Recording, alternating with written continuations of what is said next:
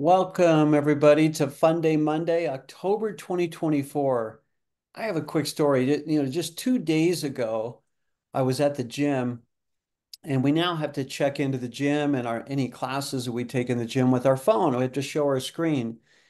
And before I was going into class, I was doing a little pre-workout, and all of a sudden, I noticed that my phone wasn't in my hand, it wasn't in my pocket, it wasn't on the floor, it wasn't anywhere. And I said, what the heck? What did I do with my phone? And I started freaking out. I stopped what I was doing and I had to run down to the spin bike where I was working out down there. And I thought, well, maybe I left it down there. And I ran down there. It wasn't there. And then I looked in my locker. I ran to my locker and I thought, where did this phone go? And I started freaking out, going, I can't be without my phone today.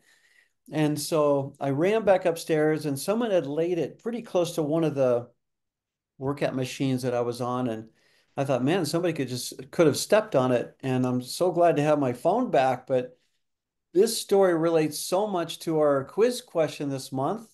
So what was our quiz question? The question was, what is the term for the fear of being without a mobile phone or being unable to use it? A, nomophobia, B, technophobia, C, agoraphobia, or D, aerophobia? The answer was A, nomophobia. Wow, I'm just impressed that you can say all those words. That's good job. But it's a psychological condition, this nomophobia, when people have a fear of or anxiety caused by being detached from connectivity to or not having a working phone. And I certainly was going through that myself at the gym the other day.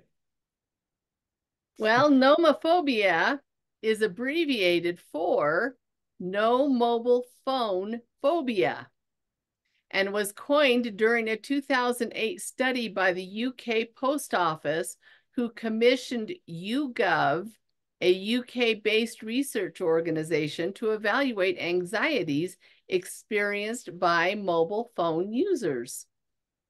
Well, I'm glad they came up with it because I'm not the only one that goes through this. Apparently, I see people going through it, and if I get detached from my phone, it's kind of crazy. And this condition is similar or on par with those of wedding day jitters and trips to the dentist.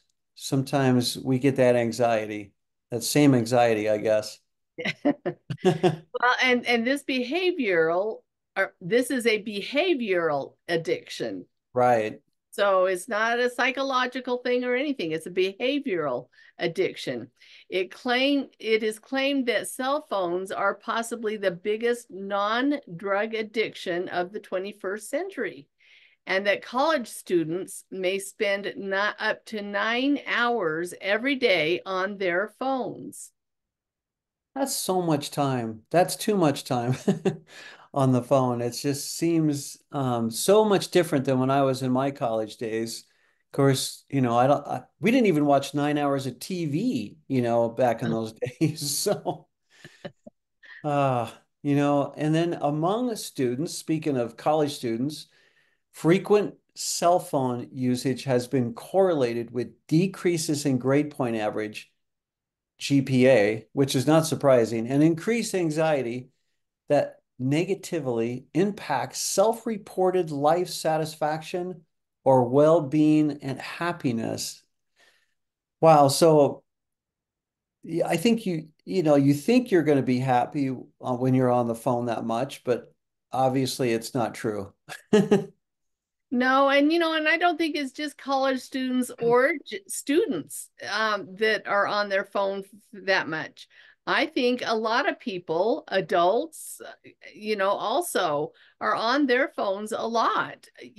Anywhere you go anymore, if you ever see anybody that has downtime at all, period, they've Hmm. got their phone in their hand and they're looking at it. They're doing something on that screen, and so Mhm. we just have to be careful to balance cell phone use. Since cell phones are connected to people's emotional life on social media, it's important to find balance and interact with your family and friends in person, not to be glued to your phone screen so much. You have to take some time to kind of decompress, I should say. Take some time to meditate other than looking at a cell phone. Well, I'm glad you're talking about that because you're actually a really good example about somebody who's can just put the phone away at night or if you're with family, you're really good about putting your phone away or if you're at an event or something. And some people they get so distracted that it takes away from the conversation even. And it's like, no, no, no, you're in person. You need to give them full potential or full um, contact and connectivity and not with the phone is basically what I'm saying. Right, right. Yeah. That's one thing that, when our kids started getting their phones and, you know, when we were at the dinner table, if their phone went off, we told them, you need to ignore it. We're together, kind of a thing. And it, Yeah. Well, sometimes whether you're a parent or a grandparent, I think we can be impactful to our kids and our grandkids. And because like we grew up in the generation, we've seen both sides. They haven't. I mean, like we grew up where we didn't have phones. We had, like I said, just TV, which was enough of a distraction. But obviously, when I was growing up, we didn't have TV screens in the kitchen and eating space. So when we were together as a family, we there was no TV. So, but those right. those screens, they're just in their pockets, they can pull them out anytime and do anything they want whenever they want. So, but I'm guilty because I definitely feel that detachment like I did at the gym and it's definitely something that I've been working on, and I certainly want to be connected. I love to be connected in person. It reminds me of those days that when I was more, and I want those days back, for sure. Yeah. But anyway, let's see who the winner of the quiz is today, and All right. the quiz. And they can win a $25 gift card. They can donate it to charity of their choice if they would like. Let's see who we got. This is a real drawing here. It No setup is here. no setup. We have Jeff Mercer. Congratulations, Jeff. Jeff Mercer. I just saw him this week. I told him, I said, Jeff, I see you all the time. I go, we're in the same circles. And here he is, a winner. So it's so cool. He's so involved in a lot of things that we do and everything. And so it's really, really great to see him win.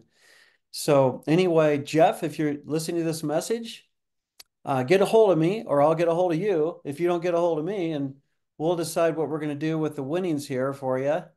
And anyway, congratulations. So that's really great. Well, a couple quick things as I close here, especially if you guys have listened this long. A couple of quick things is this Saturday is the pumpkin patch.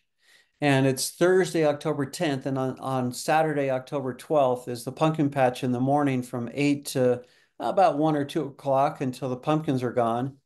We have a lot of fun things going on this Saturday. So come on over and say hi. And then I'll give you one of my new books that I just published. I just got them in the mail yesterday. And we have some face painting out there, and we have all kinds of some fun things going on. So that means I got to get this video out right away, at least just so that they can get this little announcement as well. That's right. Anyway, so maybe I'll see you guys this Saturday. All right, those that are watching this video, and look forward to it. So Goodbye. have a wonderful day. Please don't keep us a secret, and goodbye as well.